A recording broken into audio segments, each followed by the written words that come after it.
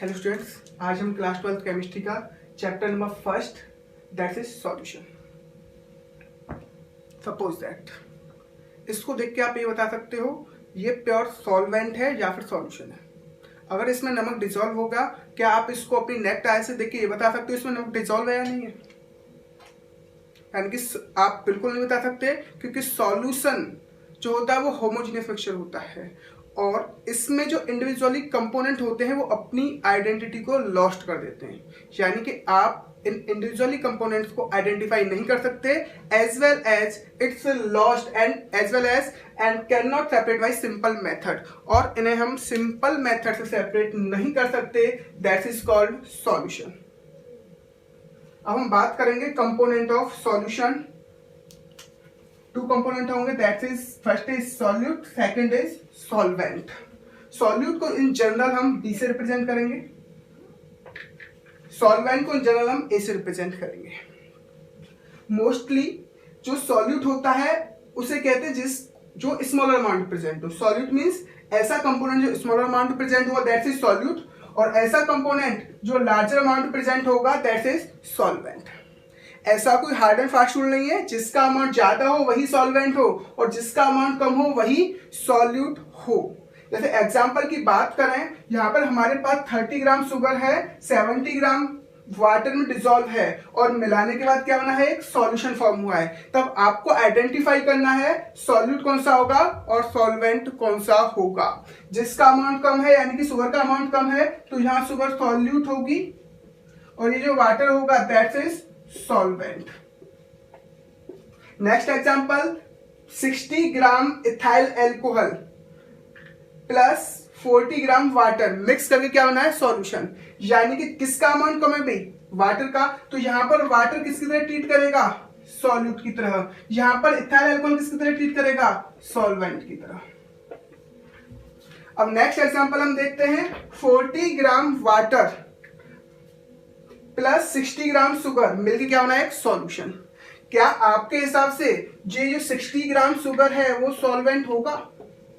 इसका अमाउंट ज्यादा सॉल्वेंट होना चाहिए, ये क्या होना चाहिए, सॉल्यूट होना चाहिए। लेकिन ऐसा नहीं होगा, क्योंकि देखो मोस्टली सॉल्वेंट किसे कहते हैं, सॉल्यूशन की जो फाइनल स्टेट होती है वही सॉल्वेंट होती है। Final position, final state of solvent, final state of solution is called solvent. इसकी जो ये जो स्टेट में होगा वो सॉलिड स्टेट में होगा, ये होगा लिक्विड स्टेट में होगा, और जो सॉल्यूशन फॉर्म होगा वह भी आपका लिक्विड स्टेट में फॉर्म होगा।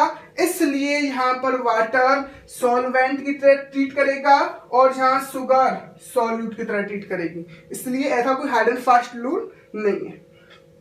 अब हम नेक्स्ट टर्म की बात करते हैं, बहुत ही इंपॉर्टेंट टर्म है जिसकी आपको बहुत ज्यादा रिक्वायरमेंट होने वाली इस चैप्टर में, that is concentration term. Concentration term को हमने टू ग्रुप में डिवाइड किया, group A, next is group B.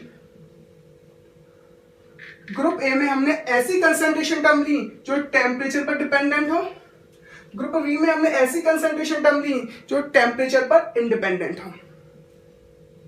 Temperature dependent वो कंसंट्रेशन टर्म होंगी जो वॉल्यूम रिलेटेड होंगी, जो वॉल्यूम पर डिपेंड करेंगी, यानी कि वॉल्यूम रिलेटेड होंगी। अगर हम टेम्परेचर बढ़ाएंगे तो वॉल्यूम इंक्रीज हो जाएगा।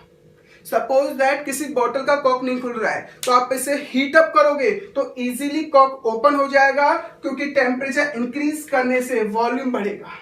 लेकिन सपोज दैट यानी ग्रुप बी में हमने ऐसी कंसंट्रेशन टर्म ली जो मास रिलेटेड हो, क्या टेम्परेचर बढ़ाने पर किसी का वेट इंक्रीज हो जाएगा? सपोज दैट इस रूम में का टेम्परेचर सपोज आप मानो 20 डिग्री सेल्सियस, तो मेरा वेट है 75 किलोग्राम। अगर मैं धूप में आके खड़ा हो जाऊं, क्या मेरे वेट में कोई इंक्रीजमेंट आएगा? कोई इंक्रीजमेंट नहीं आएगा। तो इसका मतलब क्या है, जो वेट होता है वो टेम्परेचर इंडिपेंडेंट होता है।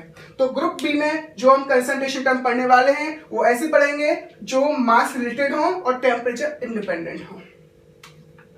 तो हम बात कर लेते हैं वॉल्यूम रिलेटेड में कौन कौन सी कंसंट्रेशन टर्म है। First is percentage by volume, percentage V by V. Second is percentage weight by volume. Third is molarity, ये बहुत ही इंपॉर्टेंट कंसंट्रेशन टर्म है और इसको हम मोलर कंसंट्रेशन भी कह सकते हैं। And fourth is normality, and fifth is ppm, volume by volume और वेट बाय वॉल्यूम। पीपीएम का यूज हम अब इसलिए करते हैं जब आपका solute very minute amount present हो। जब सॉल्यूट आपका बहुत कम अमाउंट में प्रेजेंट होगा तब हम पीपीएम का यूज करेंगे। अब हम ग्रुप बी में बात करते हैं। First concentration term is percentage by weight, यानी कि percentage W by W. Second is molarity, ये भी बहुत इंपॉर्टेंट कंसंट्रेशन टर्म है, दैट इज इसको हम मोलर कंसंट्रेशन भी कहते हैं, sorry molar concentration. And third is mole fraction. ये जो तीन आपकी कंसंट्रेशन टर्म है इस चैप्टर के लिए बहुत ही ज्यादा इंपॉर्टेंट है और बार बार इन कंसंट्रेशन टर्म्स का इस चैप्टर में होने वाला है। इसका मतलब आपको इन कंसंट्रेशन टर्म को बहुत ध्यान से पढ़ना है। लेकिन जितनी भी कंसंट्रेशन टर्म है सब में एक चीज कॉमन ये है, सभी में ऊपर क्या आएगा आपका सॉल्यूट और नीचे क्या आने वाला है सॉल्यूशन। लेकिन मोलरिटी इकलौती ऐसी कंडीशन है जहां ऊपर आता है आपका सॉल्यूट, नीचे आता है सॉल्वेंट। सपोज दैट हम बात करें परसेंटेज वेट बाय वेट, तो ये परसेंटेज बाय वॉल्यूम यानी कि परसेंटेज वी बाई बी, तो ऊपर आएगा वॉल्यूम ऑफ सॉल्यूशन, नीचे आएगा वॉल्यूम ऑफ ऊपर आएगा वॉल्यूम ऑफ सॉल्यूट, नीचे आएगा वॉल्यूम ऑफ सॉल्यूशन और परसेंट की बात करा तो इनटू 100।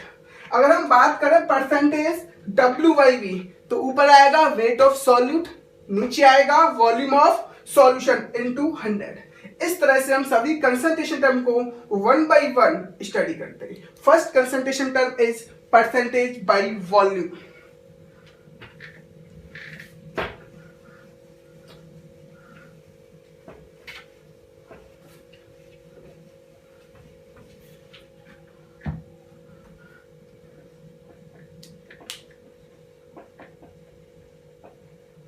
यानी परसेंटेज V बाई V।